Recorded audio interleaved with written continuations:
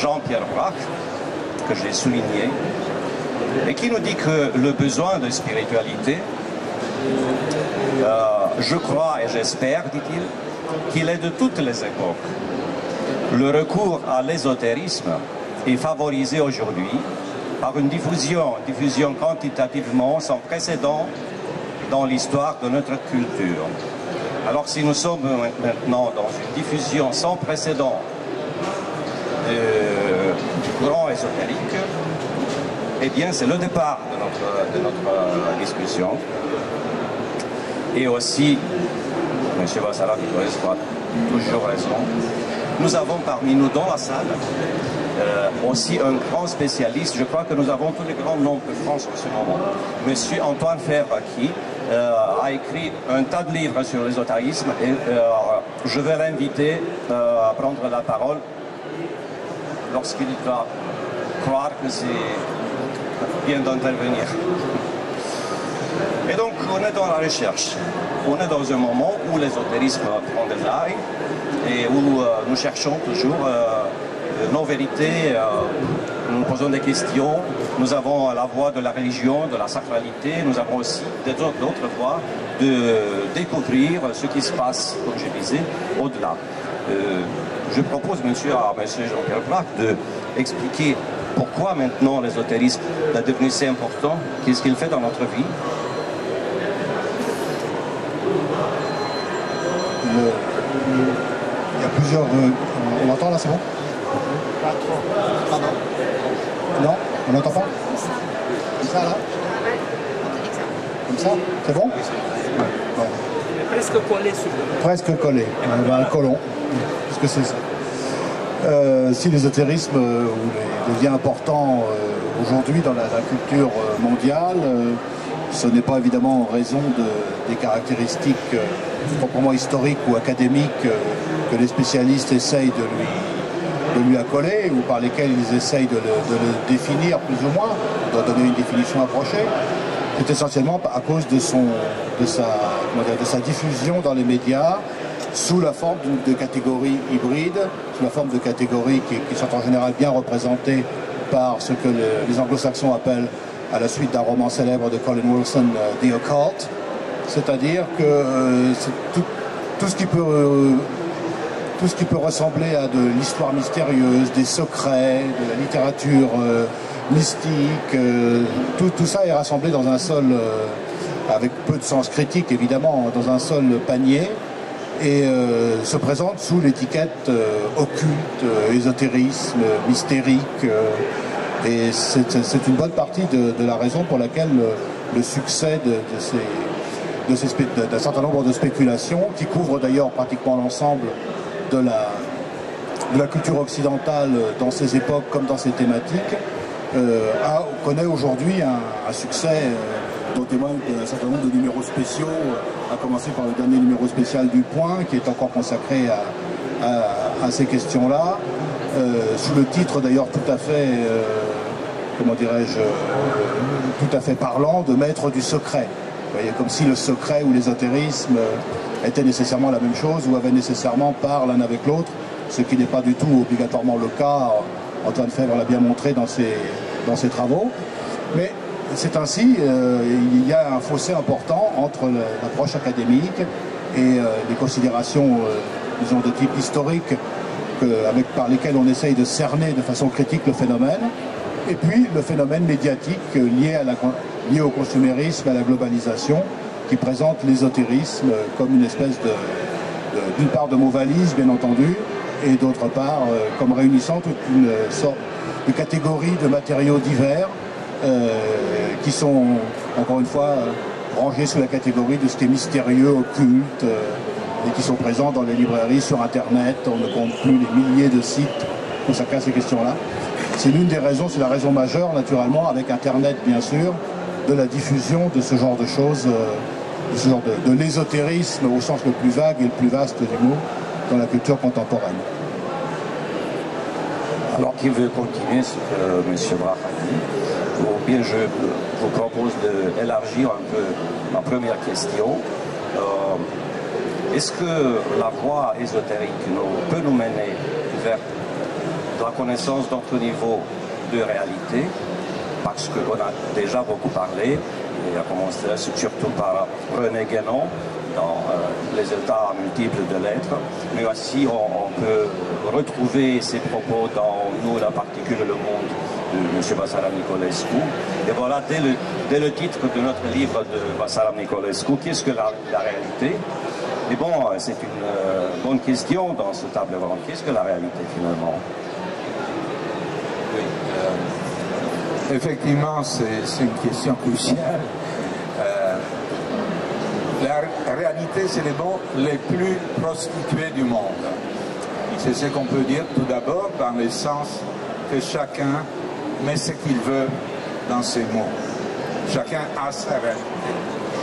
Et ce qui s'est passé depuis essentiellement un peu plus de 20 ans, grâce au développement de la science, mais sciences humaines, sciences exactes, c'est cette idée que vous avez évoquée, effectivement, des niveaux de réalité, c'est-à-dire qu'il y a une idée cruciale de la transdisciplinarité, l'idée donc qu'il y a des lois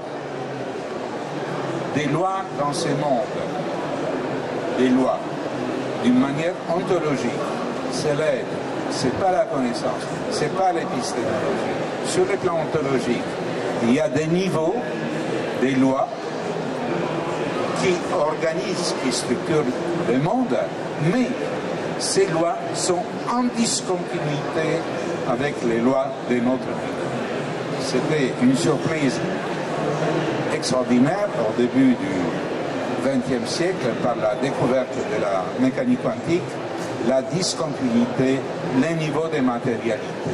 D'ici, la réflexion qui a été poussée par moi, mais beaucoup d'autres chercheurs, c'est arriver à l'idée que ce monde que nous avons devant nous et en nous, c'est un monde structuré à niveau qui doivent correspondre en même temps, pour relier à votre question, à des niveaux d'être. Parce que s'il n'y a pas de niveau d'être, comment on peut parler? On peut parler, mais pas les vivre, les niveaux de réalité. Donc là, le lien s'est fait avec ce que vous appelez dans le sens académique du terme, bien entendu, pas dans le sens familier du terme, dans le sens académique tel que développé par l'école dont les illustres représentants sont ici. C'est fait le lien avec la pensée traditionnelle, dans le sens large du terme, avec la pensée ésotérique, dans le bon sens du terme, et avec la religion aussi. Donc, par cette notion de niveau d'être. Et je crois que c'est un événement vraiment majeur dans l'histoire de la connaissance, qu'on peut relier science, religion, connaissance de notre genre qui n'est pas nécessairement religieux comme la connaissance, c'est une connaissance, la connaissance ésotérique, les arts, etc. Et donc là, je crois que nous avons une chance de survivre. On est donc optimiste dans cette quête. Monsieur Bruno Panchard, qu'en pensez-vous sur la réalité aussi, sur les réalités? Est-ce qu'on peut avoir accès à d'autres réalités que nous cachons peut-être en nous-mêmes, ou qu'on retrouve par la connaissance, par l'intellect? Qu'en pensez-vous?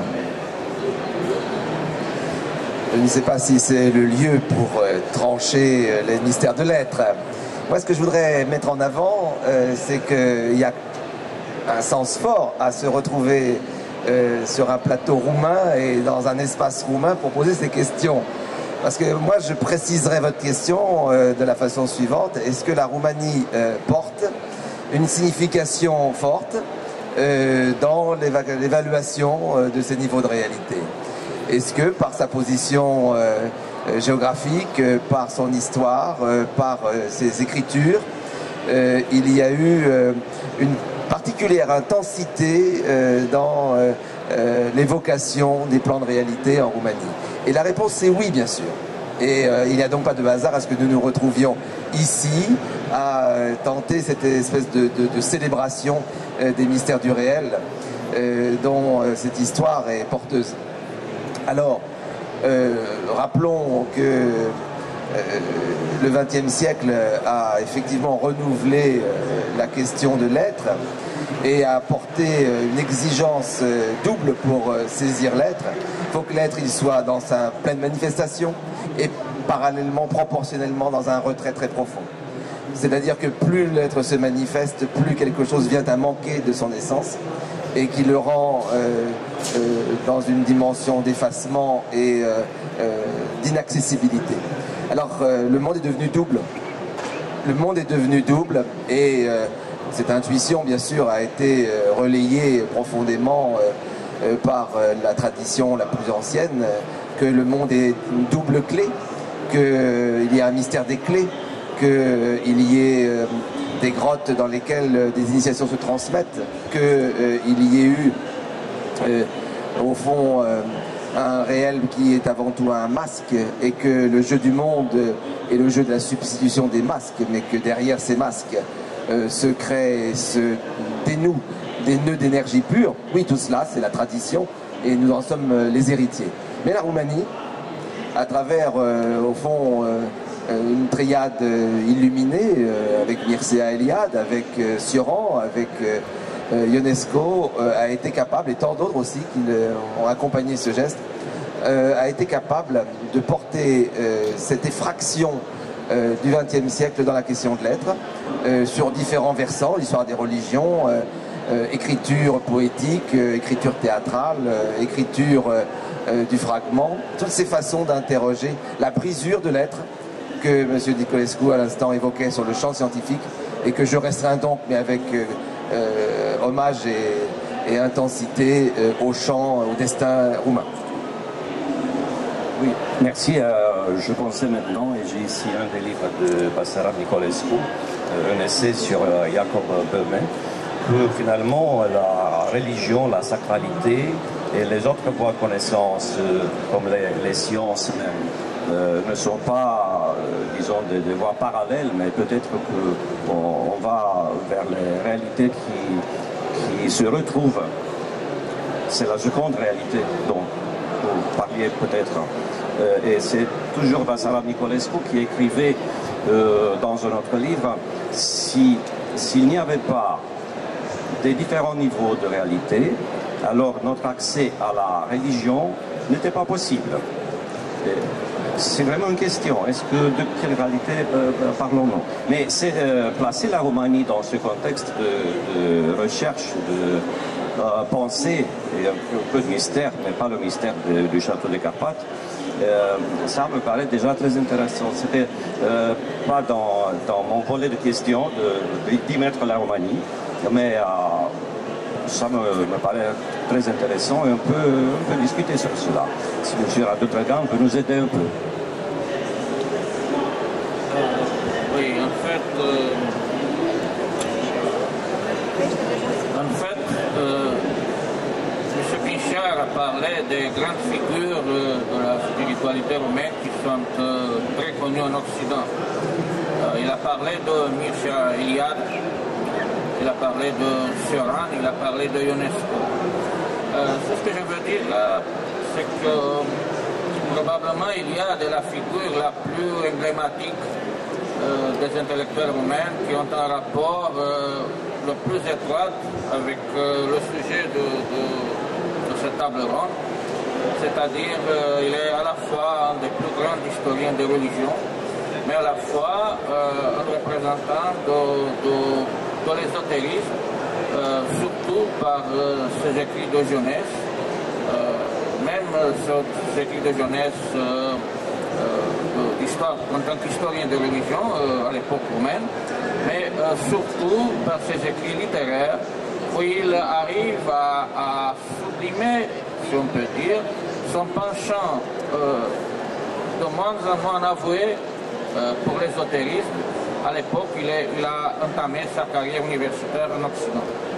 Mais je voudrais parler aussi ici des figures un petit peu moins connues, les représentants du guénonisme en Roumanie, qui ont été nombreux et le guénonisme a connu une large diffusion dans les milieux intellectuels roumains, surtout par la figure de Vasile Lovinescu, Mircea Avramescu, Michel Vosan, qui a vécu en France d'ailleurs. Et il reste encore un petit nucléaire de guénoniens irréductibles de nos jours en Roumanie qui continue de faire des recherches et de penser dans l'esprit de la pensée traditionnelle. Je ne vais pas citer de noms parce qu'ils sont assez nombreux malgré tout et ça ferait faire injustice à certains pour ne pas les citer plus que d'autres. Il y a aussi une mouvance de laquelle je me tiens à cœur de parler, c'est la mouvance du Buisson-Aton, qui a été extrêmement importante par la figure du Santo Tudor et qui s'est développée à la monastère André Sclima aussi, Jean L'étranger, qui n'était pas roman, mais qui était la figure tutélaire du mouvement. Bon, il y a beaucoup d'autres, des écrivains, des poètes, Vassile Voiculescu, etc. Donc, ce que je veux dire dans le prolongement des paroles de M. Bruno Bichat, c'est qu'à part ces grandes figures tutélaires de la culture roumaine qui sont connues en Occident, il y a tout un mouvement, une mouvance, tout un mouvement qui est relié plus ou moins à l'ésotérisme et qui mérite d'être connu. Il disait que son époque, et ça se passait il y a, disons, 80 ans, lorsqu'il a écrit ces phrases, son époque était pleine de désarroi. Le monde est en... L'âme qui fait vivre vraiment chaque être. Et il pensait même que tout ça va finir un jour. Il faudra reconstruire le monde, peut-être à partir des valeurs de l'Orient. Il nous donne ces exemples. Mais ma question est, croyez-vous que maintenant, en 2014, on est dans la même situation, dans le même désarroi? Est-ce qu'on cherche ce principe, cette verticalité, cet arbre du monde encore? C'est une des questions que les autres se posent. Je ne sais pas qui veut m'aider à répondre à cette question. Sommes-nous dans le désarroi? La réponse à la question que vous posez, c'est à un prophète de la donnée et non pas à un professeur. Mais en l'occurrence, la pensée de Guénon est une pensée de la tradition, mais en même temps, et ça va souvent ensemble, une pensée de la décadence inéluctable, donc d'une certaine déshérence de la spiritualité qui va s'accentuant avec le développement cyclique. C'est une pensée qui a une importance grandissime dans la culture de plusieurs pays d'Europe, l'Italie, la Roumanie, la France, moins dans les pays anglo-saxons et pas du tout dans les pays germanophones ou hispanophones, enfin très peu, pas du tout exagéré, mais très peu. C'est une pensée qui a fait de l'ésotérisme une espèce de catégorie culturelle et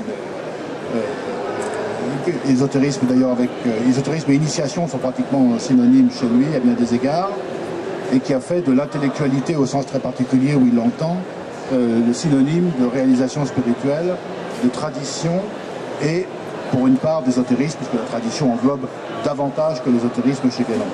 Mais là on a le cas de quelqu'un dont l'œuvre relève à la fois d'une étude historique ou académique selon les critères habituellement reçus d'une étude académique des courants ésotériques européens modernes, et à la fois qui participe, de par son influence et son importance philosophique intrinsèque, de la situation spirituelle et de l'intérêt pour l'ésotérisme dans l'Occident contemporain, de l'ésotérisme comme l'un des atouts, comme l'un des instruments d'une quête de sens qui se poursuit aussi bien au sein des religions traditionnelles qu'en dehors d'elles, qu'au travers d'elles, et les matériaux que l'on réunit sous l'appellation de courant ésotérique servent en général, sont en général les principaux réservoirs de doctrines, de théories, de symboles, de rituels que l'on met en œuvre pour cette quête de sens. Et l'œuvre de René Guénon occupe une place tout à fait singulière, quoi qu'on en pense par ailleurs sur un plan critique, dans cet arsenal en quelque sorte de matériaux, on va dire, spirituels, symboliques, intellectuels, qui sont de plus en plus à la portée de tout un chacun maintenant sur le net et ailleurs. Et voilà, c'est plus une impression. Je voulais renchérir dans ce que disait mon voisin pour souligner que l'usage de Guénon est assez délicat parce que d'un côté, il semble se tenir à des propositions métaphysiques universelles dont certaines personnes s'emparent pour en faire des positions très rigides et qui sont très nuisibles pour l'intelligence de cette œuvre, qui est d'abord, au fond, une méthode. Une méthode qui implique un travail acharné sur les significations dans leurs détails, leur réalité historique, je dirais dans l'archive qu'est l'humanité. Et il y a au fond un formidable désir de savoir chez Guénon qu'il faut préserver et ne pas contenir dans des vues simplistes de sa représentation globale de l'univers. Et de cette façon, comme me disait Jean-Pierre Braque, c'est d'abord une très grande érudition, c'est une sorte de protestation pour libérer l'érudition d'une simple vue historique. C'est une sorte de recueil des fragments du monde. Et ça, c'est une charge, une tâche d'une noblesse et d'une vérité profonde. Alors ensuite, il faut ressaisir cette diversité que lui a su, avec une sorte de dextérité admirable, liée aussi à sa connaissance de nombreuses langues, qu'il a su donc mettre en ligne et en série, et il les constitue en un regard global sur l'univers. Et ce regard global, il est vrai si on maintient cette sensibilité au divers, cette multiplicité des états de l'être qu'il enregistre au début de sa quête. Et grâce à cette multiplicité, le guénonisme devient magnifique, ample.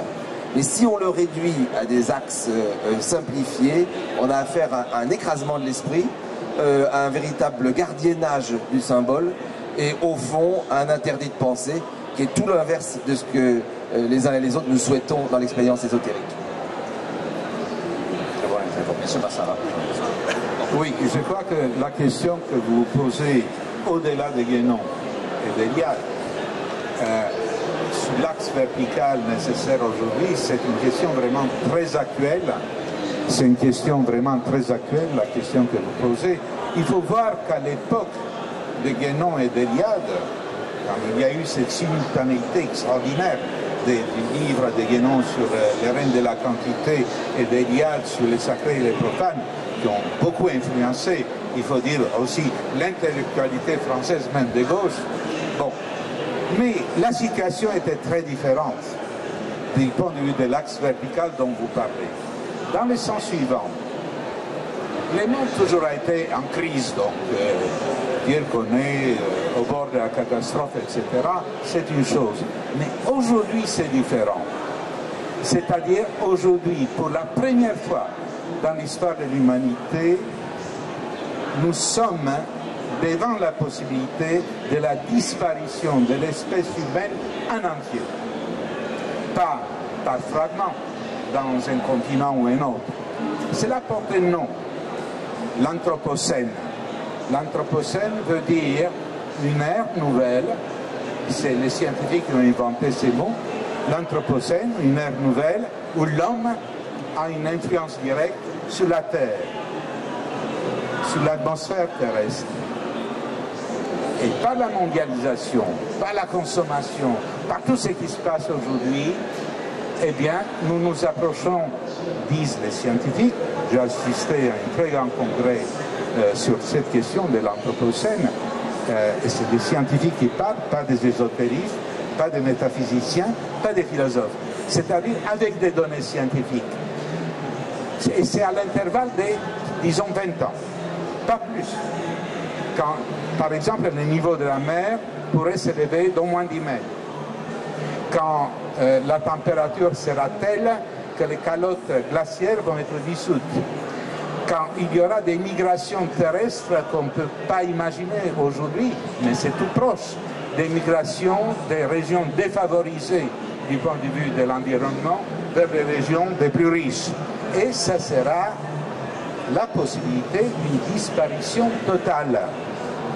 Alors, qu'est-ce qu'on fait devant ces situations qui sont, encore une fois, des données scientifiques, ce n'est pas des alarmistes, ce n'est pas des catastrophistes, c'est des données scientifiques. Qu'est-ce qu'on fait devant ça? L'invention des Américains, on va transformer l'atmosphère terrestre. pour faire barrage à cette histoire de rayonnement solaire. Il y a des projets incroyables du point de vue scientifique, des bandes autour de la Terre, des particules qui vont bloquer les radiations. C'est-à-dire l'idée derrière, c'est la technologie qui va sauver le monde. Eh bien, devant cette idée idiote, excusez-moi, qui est puérile, qui est quelque chose de... C'est moi en tant que scientifique que je l'affirme. L'idée que la technologie sauve le monde, c'est une imbécilité totale parce que la technologie, sans spiritualité, nous amène où nous sommes. Donc, l'axe vertical aujourd'hui est plus nécessaire que jamais parce que sans dimension spirituelle, il n'y aura aucune solution. Aucune solution à ces problèmes dont je parle. Et j'invoque un nom que moi j'admire beaucoup dans ces contextes, un grand philosophe allemand en vie, Peter Sloterdijk, qui a beaucoup réfléchi sur ces questions. Et vraiment, c'est pas la peine de se faire des scénarios. La fin est là, toute proche. Les problèmes, c'est l'axe vertical. C'est-à-dire, à mon avis, c'est que la spiritualité qui pourrait changer quelque chose dans ce monde. Dans ce sens-là, évidemment, Guénon et Eliade ont été vraiment de très grands précurseurs. Oui, qu'en pensez-vous, M. Raboutragan, sur ce sujet de l'axe vertical?